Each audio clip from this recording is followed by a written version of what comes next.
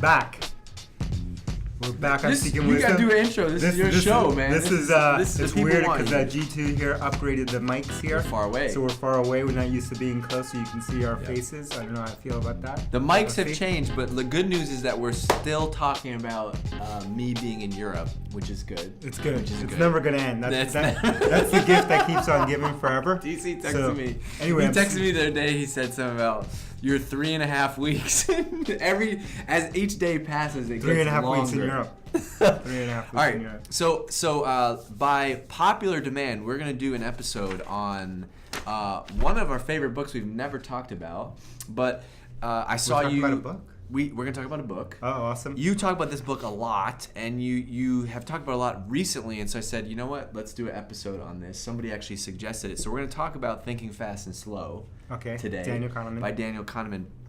But I want to show something. I want to teach people. I want to share a lesson really quickly. What kind of lesson? Marketing lesson? Do you see this? I want you to teach a marketing lesson. So, this fall we did a bunch of. So if you're listening to display ads, you're missing out because DG YouTube. is showing us up to go to YouTube, subscribe to Drift. Yeah. G2 needs subscribers, and you'll see what he's holding up here. And so we do a podcast, video version of the podcast there. He's holding up something that came in the mail today. Came in the mail today. This is pictures of these ads that we did across San Francisco for the last probably 60 days. Yep, billboards. Great present, right? Because amazing photos. Stroke the ego. Look at that. Bus shelters, signs. We had a double-decker bus. IKEA association right there. A train. Wow, the IKEA. I didn't even think of that. Mm-hmm. In the train station, 4th and Market, bunch of bus shelters, and so I opened this up, and I was excited.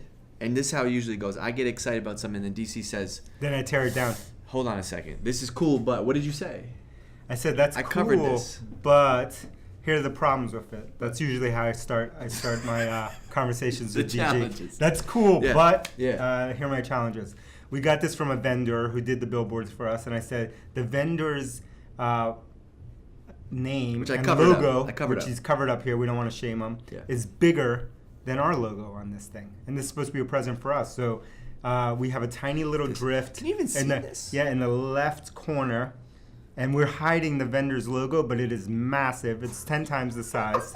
And then it says thank you on it. Yeah. And I said, this is nice, but you should... Yeah, we would never hang this. Never hang this. Because this is just an ad, a.k.a. a billboard, for this vendor. Yeah. Like, an amazing present would have been for him just to send the photo. I would have removed the thank you. Yeah. Not even our name on it. Just put the photos. Let the photos pop, right? Let the photos do the justice. Mm-hmm.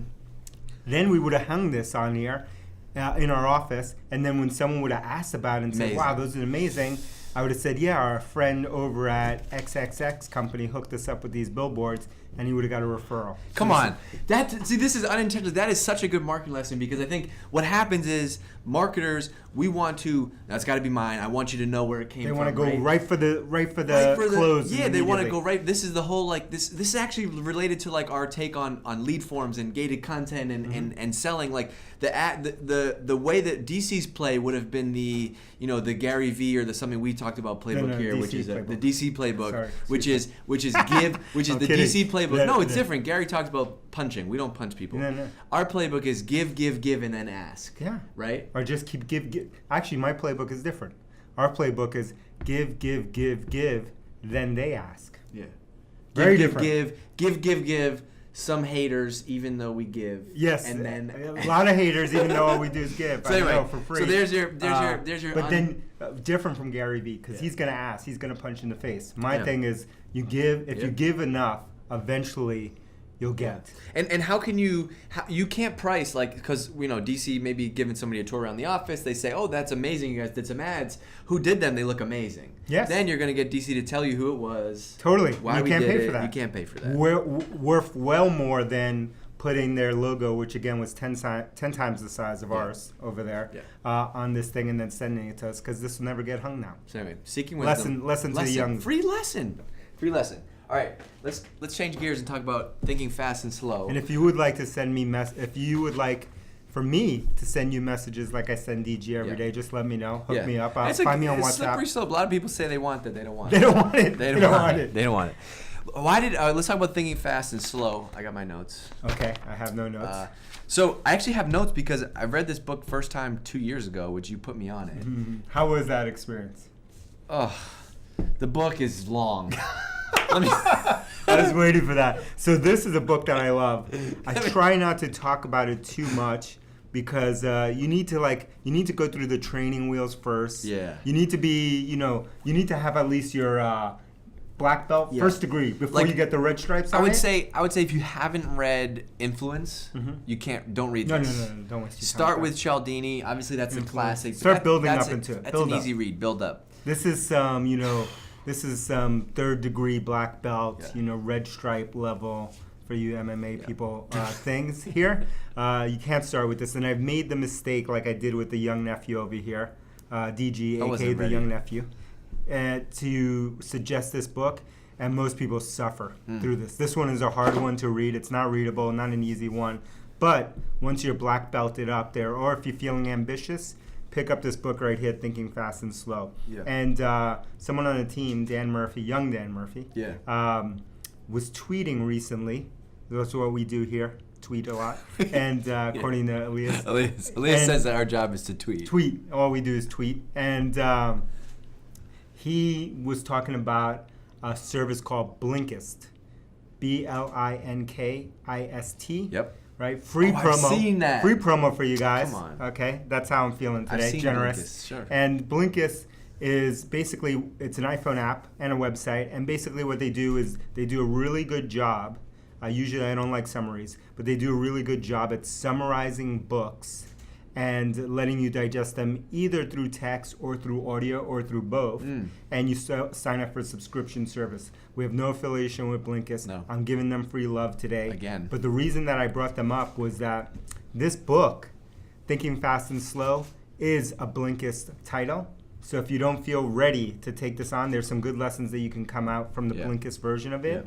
And in the old days, we used to call them Cliff Notes. Cliff Notes. I don't know if they have Cliff Notes anymore. No, I would be before class. I would be in the computer, sparknotes.com, trying to figure out what happened in the book. Yeah. And then praying that they didn't call on me. If you could believe it, I didn't read any books in high school. I would just read the Cliff Notes. So why is this a book? Why is this such an important book? Like I got some stuff from the book that I want to talk about. But why is this such an important book for business people? Because the same reason we always talk about Cialdini in the book Influence. I'll give you some of mine. Persuasion and all of these kind of things. The reason that I think it's so important is because the thing that we forget in life, in relationships, and in selling and marketing, but it's in everything, in managing people, in life, managing relationships, and all of that, we always forget how we make decisions. Most people don't know, but even if you forget how people make decisions. That's why we talk about influence and cognitive biases so much. But in Thinking Fast and Slow, Daniel Kahneman, amazing writer and teacher, basically breaks down this kind of thinking into two types of thinking, which he calls System 1 and System 2, right?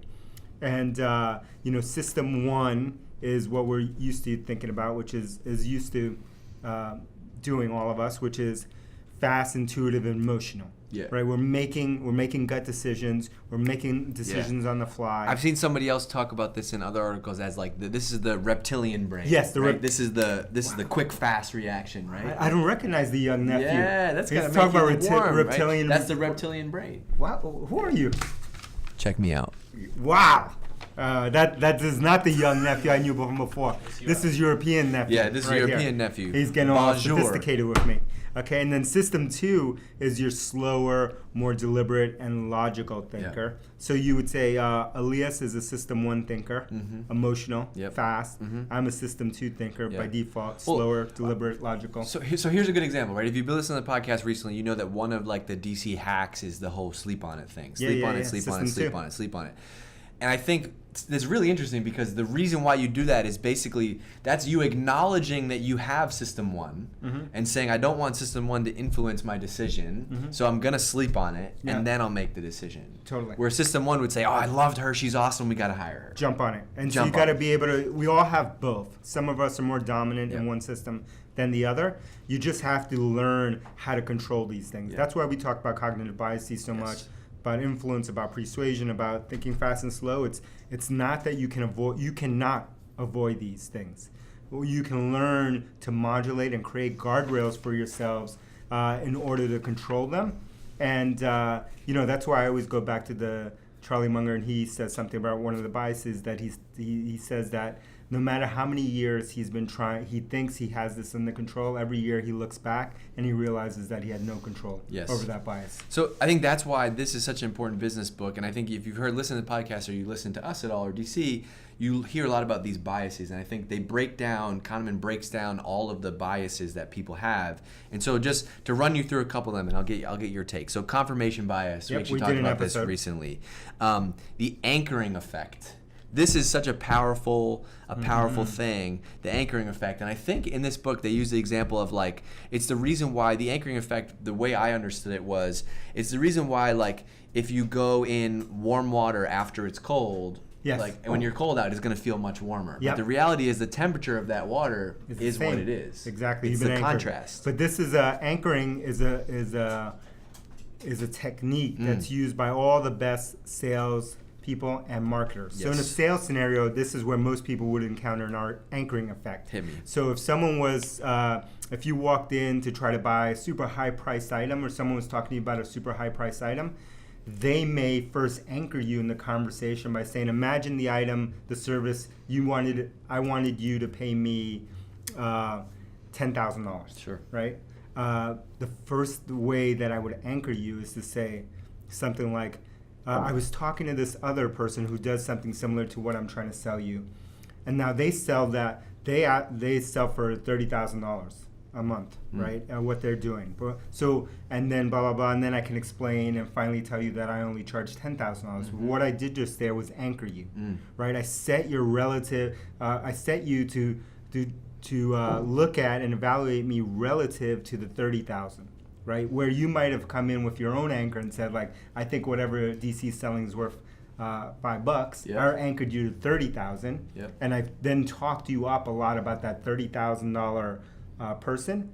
And now when I deliver the 10,000, relative to them, I seem cheap.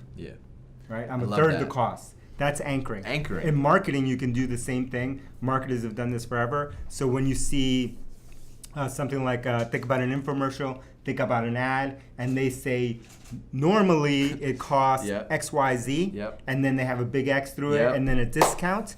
Discounting is a form of anchoring. I've anchored you. I was just in American Eagle the other day with my daughter. I don't go to American Eagle. I'm hitting you with too much stuff. The fans have been asking. And I have my daughter walks in, and she needed something. She's doing interviews for high school, and she said, "Wow, everything's always on sale at American Eagle." You walk in and everything has discount signs on. And I taught her a little anchoring lesson. I love that. I said, "Why do you think that is?" And she said, "Oh, they probably." And she's smarter than me. She said, that's probably just made up, right? That's actually the real price. And then they tell you that it's X% more, so it makes you feel like you're getting a bargain every time. That's anchoring. And the point is you could say that to anybody, they're like, yeah, but the point is that people, we forget. We're all blind to this stuff. Totally. Right? And we've talked about it before. We walked in again and again. She thought at American Eagle, no affiliation with them, that they were having a great sale. When in reality, everything's always on sale there. And one that I want to talk about here before you go on, nephew. Go, please. One of the great ones. And we can't give them all because I want people to go do the work. We can't be Blinkist because they charge. This is free, but. Give them. I'm going to give them one more. I'm going to give them more because there's a lot more here. Give them a couple more. Anchoring is amazing. So I'm going to give you only one more because I've given you too much today. Yes. Relative to the number of 6-star reviews I've had, I've given too much today. Give. It must be broken. Must be broken. The halo effect. Here we go. Right. So the halo effect is a great one. I'm going to show you a little example of the halo effect. Show me. I'm going to show you this. Again, you need to be on YouTube here to see this. We have a little billboard here up in San Francisco. I know exactly where that is. Yep. But there is an IKEA sign above this billboard right here. So what just happened here? We got a little, so for the people who love IKEA, we got a little halo effect that just happened because of our association with IKEA here. We have no association with IKEA, but because our sign is next to their sign, we just were able to get a little bit of the halo effect from them. We a person we've talked about recently on the podcast was Shep Gordon, who is the producer for Alice Cooper, the master of the halo effect. He called it the light bulb effect, which is whenever he was a music producer, whenever he had a new artist, he would bring them around and get other famous people around them. So people would say, "Who is that guy with Sinatra?" Yeah. Oh, that's my new so-and-so. He must be famous. He's hanging with Sinatra. He's hanging with Sinatra. Exactly. That's the halo effect. Now, let's not give him any more because we've given them too much. Yeah. There's too many more. Look, you got to go out. You got to go out and read the book. Read the book. Get the book.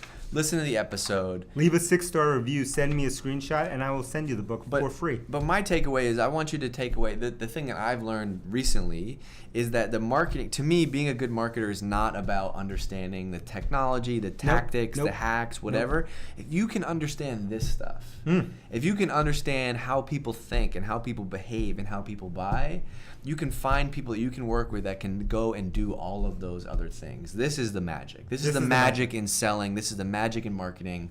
But it's like studying, and a lot of people don't want to put in the work and do it. Yep. And what I found from even some of our amazing listeners out there is that some of them are good at.